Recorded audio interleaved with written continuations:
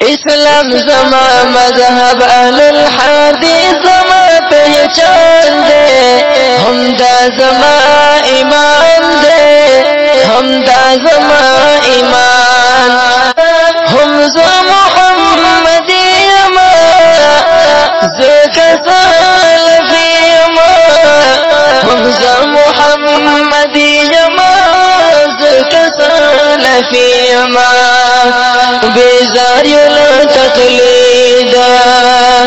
بیزاری تقلید لکی زمون حدیث قرآن دے ہم دا زما امام دے. الحمد لله والصلاة والسلام على رسول الله اما بعد. محترم مسلمانان ورونو مونږ بار بار ویو چې تقلید دا یو لوی فتنه ده او علماء په دې باندې اتفاق کړی دی اجماع ده چې مقلد سره عالم نوي يعني جاهل وي. لذا ابن عبد البر رحمه الله فرمای وقد اجمع الناس على ان المقلد ليس معدودا من اهل العلم او من العلماء. وفي باندې خلق اجماع ده ځان له علماء نه ټول انسانانو اجماع په دې باندې ده چې جاهل سره دا مقلد سره علماء کې شمیر نه دي. هم دغه رنګ ابن القيم رحمه الله په اعلام کې دغه ذکر کوي. هم دغه رنګ امام الطحاوي رحمه الله لوی عالم دی حنفي هغه فرمای وهل يقلد الا غبي او عصبي. والتقليد خو نه کوي مگر غبي سره کوي دا غبيانو کار دی او عصبي یا هغه کس چې ډیر تعصب فاغي کوي هم دغه رنګ دماغي خرابي اصحاب تکلیف لري. دا ګوري محترمو امام طحاوي رحمه الله سوسه وکاله مخکې دا خبره کړې ده او دا د منل شوی مشر دی او خاص کر د دینه بغصب کتاب چې کوم دی تقریبا 90% دا غینه نقل کړی دی. نګور د الله بندا دا 90% کتاب دا غیته نقل کړو دا د څه خبره ولا بیا ولې نه مانی دا وایي چې تقلید دی غبیان کوي او یې عصبیان کوي لا ثالث لهما درم کسوه نشته د ته خپل امام قول په بنا باندې یا غبی او یا عصبی. محترمو د دې تقلید په نتیجه کې نن د دیوبند ټیکادار چې دعوه کوي ما ټول دیوبند په شا کړی دی رحم الله بدعتي سیفي د هغه خبرې واوري چې انسان ته د حیا ورزي د الله جل جلاله مبارک دی هغه ګستاخی په ترجمه کې د ترجمه شروع کړل په کار دا و چې زبون جوابونه شروع کړی وي خپل صفائی کړی وي خپل ځان نه دفاع کړی و هغه لار په ترجمه باندې ځان مصروف وکړو. د بسم الله الرحمن الرحیم په ترجمه او تفسیر کې دا لګی دی عزتمندو او الله جل جلاله ته هغه صفاتونه ثابت کړی دي چې ابو جهل او ابو لهب هغه نو ثابت کړي. خو زدا یو خیر د دې په ترجمه کې وو چې خلکو ته دا ترجمه ورغوخو چې د علمیت په ترجمه کې راځي او دا د بسم الله په سر کې دا لګیږي په بسم الله کې لګیږي د سیګړې وړي ویلې دي دا بل نور قران کې رسا څه شړې وي هغه خبره دا د عزت مند والله کمال په خپل باندې راځي لیکن نن د رد لپاره ویو په دې وجه باندې دا ویما هغه دا وای ملائکه دا مقلدین د الله جل جلاله العیاذ بالله او الله جل جلاله خپل شی شو هغه مقلد شو تاسو خپل ورته غوښی. الله پاک بسم الله الرحمن الرحیم کې داخلي اسماء ول ذکر کړو د الله نه مخالفت دلیل نه کوره الله نه مخالفت دلیل شیطان کړو او غیر مخالف شیطان الله پاک ورته چې اسجدوا لآدم الله پاک ته سجده وکړي شیطان را پورته شو پسند کړي الله نه مخالفت دلیل ملائکه تقلید وکړو ټول سجده وکړه بغیر د مخالفت دلیل نه سجده وکړه ملائکه مخالفت دلیل نه کړه دې ته تقلید او شیطان مخالفت دلیل وکړه هم دې ته اولنې غیر مخالف شیطان. استغفر الله استغفر الله استغفر الله. محترم ګورئ د دې د کور عالم شاولی الله رحمه الله فرمایي تقلید وې د څلورمې صدۍ نه پیدا شوی دی یعنی 100 کاله مخکې او دا ظالم اوس دعوه کوي په خپل مشر باندې مخباري چې دا مخکې د دې نه چې انسانان په ځمکه کې وو اسمان کې دا شروع شوی دی ځکه کوم وخت چې آدم علیه السلام هغه په جنت کې ونو په ځمکه کې خو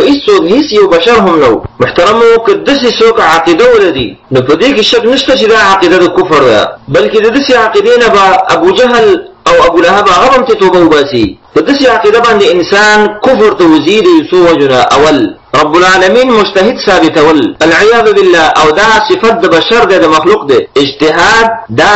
دلالت کوي په ضعف او کمزوري د انسان دلالت کوي. مثلا یو سره علم یادي داغه په طلب کې هغه اجتهاد کوي ولی کوي ځکه علم وسره نشته کمزور دی عاجز دی. ام دغه رنګ مجتهد چې مسله کې اجتهاد کوي ولی کوي ځکه نص تند معلوم دا نص او دلیل نه معلومېدل دا دغه کمزوري ده کنه او هر شي رب العالمین دی دغه مسله کن فیکون سره ده. او دوی وایي چې تقلید کیږي هغه به د مجتهد کیږي. دویمه وجه دا ده د دوی د خولې مطابق دوی وایي تقلید چې کیږي په هغه مسایلو کې کیږي چې هغه غیر منسوسه وي او یا منسوسه وي خو تعارض پکې وي. نو العیاذ بالله تعالی تاسو کوو ملائکه چې د الله تقلید کړی دا غلطه ایا دا مسله دا غیر منسوسه ده؟ دا خبره قدیم ظاهر البطلان ده ځکه قران کې صریح امرونه الله کړی دي ملائکه ته وایي قلنا للملائکه اسجدوا لآدم. دریم او کله مسله کې چیرته تعارض ده چې ملائکه تقلید کړی د الله څلورمه وجه په دې کې نسبت د خطا رب العالمین ته هر کله چې تا تقلید ثابت کاغه د فارا او تقلید د مجتهد کیږي او هغه مسایلو کې کیږي چې هغه غیر منسوسه وي یا تعارض وي یا احتمال وي نو مجتهد را لګيږي په داسې مسلو کې نسو ته معلوم نوي او خپل اجتهاد کوي. او د مجتهد په اړه کې راغلي حدیث کې راغلي صریح چې مجتهد یا خطا کیږي یا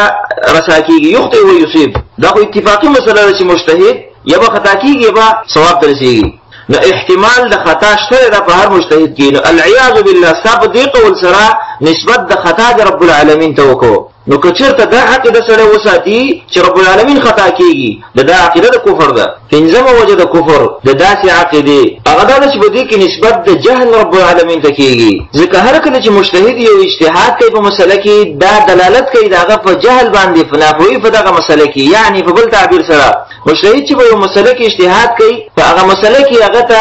نص نه معلوم صریح چې هغه واخلي او هغه باندې عمل وکړي بل ته وخی خپل اجتهاد وکړي دغه خو یو قسم ته جهل او نافوی ده. والعياذ بالله دغه صفت دی ول ثابت کو دي سره او حال دا رب العالمین د خپل ځان مبارک فرمایي سوره لقمان ويشتم آیات کې فرمایي ولو أنما في الأرض من شجرة أقلام والبحر يمده من بعده 7 أبحر ما نفذت كلمات الله. وكثير تبدي زمکه کې څومره دا ونی دا قلمونه شي او دا بحرونه دا سای شي او بلکې و بحرونه سره نورم شي دا به ختم شي لیکن رب العالمین علم به ختم نشي او ته ظالم ورته د جهل نسبت کې. شپږم الزامي رد پر باندې ده هر کله چې تو رب العالمین ته اجتهاد ثابتې العیاذ بالله هغه مجتهد کی ملائکه دي هغه مقلدین کړو نو پښتنه به ته ده نو به ولید امام ابو حنیفه رحمه الله تقلید کې ولید الله جل جلاله تقلید نه کې. مسلمانانو ورونو تاسو په دې خبره کې خاص سوچ وکړئ یو طرف ته وایي چې رب العالمین هم مجتهد العیاذ بالله دا غم تقلید شته ملائکه ول تقلید کړی دي او بل طرف ته امام ابو حنیفه رحمه الله دا غو فارم تقلید شته نو ولې به رب العالمین تقلید ولې نه کوي چې امام ابو حنیفه رحمه الله تقلید کوي. ایا العیاذ بالله امام ابو حنیفه رحمه الله ډیر عالم دی رب العالمین چې د دې تقلید کوي دا غینه کې نو کچیر ته داسې وی چې امام صاحب دا غنه ډیر عالم دی العیاذ بالله نو به هم لاري د اسلام نه وته دي او کچیر ته وی چې رب العالمین هغه اعلم دی ډیر پوی دی د امام صاحبنا د بیا د هغه تقلید ولې نه کوي العیاذ بالله استغفر نسبان دي. اتم د نبی غصب دا خبره کول دا کول د په نورو جهلونو باندې دلالت کوي ځکه تقلید ټول جهل له وجه دا چې دا مسكين تر اوسه پورې دا نه پیژني فرق نشي کولای په مابین د نصوص صریحه کې او غیر صریحه کې ځکه دوی وایي چې د خپل تقلید په هغه مسایلو کې کیږي هغه نصوصو کې کیږي چې هغه صریح دی یا به تعارض وي نه دلته خو الله کلام کې هیڅ قسم تعارض نشته او صریح دی نه تر اوسه دا د نص په معنی باندې نه پوه شوی. نه هم د دې دا خبره هم غلطه او خطا ده بلکې دا د په لوی جهل بل جهل باندې دلالت کوي چې دا وای ابلیس هغه مطالبه الدلیل وکړه طلب الدلیل وکړه د دلیل طلب وکړه دا د په لوی جهل باندې دلالت کوي. وجه دا ده چې ابلیس طلب د دلیل نه کړي قیاس او قسم دسو طلب د دلیل نه کړي په قران کې نشته چې طلب د دلیل کړي بلکې الله دې پوسو کو چې تا ولی سجده ونکړه دا چې وته نه دی ویلي چې څه دلیل دغه باندې ماته دلیل وخوا دار د خپل ویلا چې انا خير منه خلقني من نار وخلقته من طين لدلته مطالبه الدلیل نشته الله بنده دلته قیاس کړي قیاس د تجربه چې ابلیس اول غیر مقلدو ځکه چې طلب د دلیل کړي ځم چې نه ته نه پوه شوی بلکې د اول قیاس په مقابله د نفس کې هغه ابلیس کړي په اسمان کې نه دا زور نکړي تاسو ځکه قیاس فاسد چې شوی دی ګوره قیاس نو منو کوم چې صحیح قیاس دی قران نه ثابت دی مونږ چې نه منو قیاس فاسد نه منو دلته هغه قیاس کړي قیاس لسم ورسره دا هم واورا چې اخر ابلیس در نه پاتې په ابلیس هم دروغ ویل زمریه د تورات نه شروع کړي دا قران احادیث لغت علما دا ختم شو ابلیس فاتح په ابلیس تیم دروغ ویره ابلیس کړه قیاس فاسد او دا وایي چې مطالبه الدلیل کړه نو قیامت کې به انسانان ابلیس به روان شي ظالم موږ د گمراه کړو موږ د دوکه کړو ابلیس به تاره نشي چې ظالم تقدمانم یو قدم مخکې تللی په ما د دروغ ویره ما کله طلب د دلیل کړه بلکې ما قیاس کړه محترم مسلمانانو ورو دا ګوري څومره به د الله جل جلاله د تقلید د وجنه دی کوي د رب العالمین عظمت د دې فضلونه کې نشته دی قدر نشته دی رب العالمین فرمایي وما قدر الله حق قدري رب العالمین عظمت کړه د دې فضلونه کې پروت وي هغه په جنتلې وي هغه صفات په جنتلې وي داسې به د دې نه کوله او یو لسم سره دا وایي دا د جهل علامه ده چې دا د تقلید لفظ هم صحیح نشي ویل خبره عجیب ده په دې شیانو کې دا خطا کیږي یو وخت کې ماته د جهل نسبت کوو چې دا جاهل مرکب دی یو اشعار ویله باقي کې دریزه سوزه دا د جهل لفظ خطا ویل جهل ویله نو دلته تاسو ته وخت شي دا د تقلید لفظ هم صحیح نشي ویل دلله بنده دا مقلد نه دی مقلد دا مقلد دی دا باب تفعیل له کزه ته اوس به مچ لال شاه سبب وای تلال شاه نو به خپکیږي ما ته دغه خبرې کې او زغړغړ کتابونه غو تدریس کوم دا قلد يقلد تقليدا مقلد فهو مقلد نو مقلد نه بلکې مقلد دا لفظ هم صحیح کا د تقلید لفظ دولسم دی دا مو سره صحیح کا دی نابغه العصر د قران کریم یو بل لفظ چې بار بار ذکر شوی او ټول مسلمانان په هغه باندې عمل کوي چې هغه سجده ده هغه هم خطا وي وکشي وتا دله بنده دا سجده نه دا سجده ده دا لاشه مصادر ثلاثه دي ته مصدر مره ویل شي دا په وزن د فاعلتون سره راځي نو دا چې ته سجده ونه د دې به معنی څنګه کې محترم مسلمانانو ورونو د دې وجنه رحم الله صاحب د زمون د وروري مشاهده ده چې د دې ترجمه نه تیر شه ذکر رمضان المبارک کې چې څوک حلال خوراک سکار کو کې پاغي باندې د غیر جماعتيږي او تا په کې دغه سي داغه په ځای پاک لاسه کې د سي ګډي وډي شروع کړی دي او بیا روجم شي او د قران ترجمه شي غلطه او بیا په جمعات کې سره ناشتي او بیا په محراب کې ناشتي او بیا د خپل داګه نور ته بیانوي نو د دین د لا په آرام باندې خوب کول دا ډیر اولا او افضل دي ذکر لكل فن رجال رب العالمین د هر یو فن د لپاره مستقل خپل کسان پیدا کړي او یو کې دا وکدان د لوی چانس ده دا کوم خطاګانې چې په 15 میاشتو نه ماته ته خودلی دغه تصحیح کې وکړه ځکه عام مدارس په دې وخت کې چټي وي تدریسونه نه او روزې نه بعد به درسونه شروع کیږي بیا کې مصروفي لدی